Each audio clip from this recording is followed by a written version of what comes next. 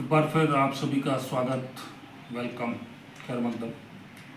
आज एक बार फिर आपकी सेवा में हाजिर हूँ एक नई जानकारी के लिए कि इसहाक के पुत्र याकूब के विषय में आज बात करेंगे कि उनके दो पुत्र थे, एसाव और याकूब। और एसाव बड़ा था, लेकिन याकूब ने उनका वो खरीद लिया था मसूर की दाल के बदले में। ऐसा बाइबल कहती है। उत्पत्ति की किताब में इसका जिक्र है।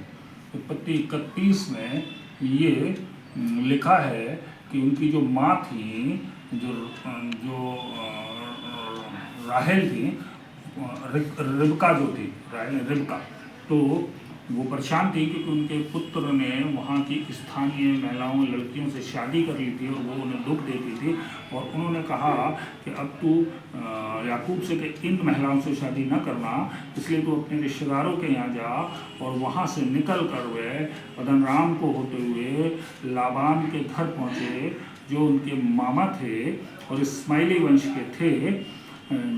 यहाँ बाइबल में एक ख़ास बात जो हम बताना चाहते हैं कि इसहाक का विवाह भी और याकूब का विवाह भी इस्माइल वंश में हुआ। लेकिन कुरान में सूरह बकरा में लिखा है कि ईसाई लड़कियों से इस्लाम में निकाह जायज़ है, वह निकाह कर सकते हैं, लेकिन मुस्लिम लड़कियां नहीं कर सकती।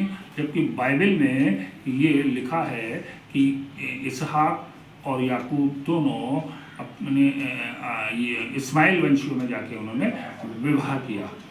दूसरी चीज़ ये है कि जो याकूब थे, उनकी जो पत्नी थी, दोनों राहेल और लिया, इनका जिक्र कुरान में भी इसी नाम से है।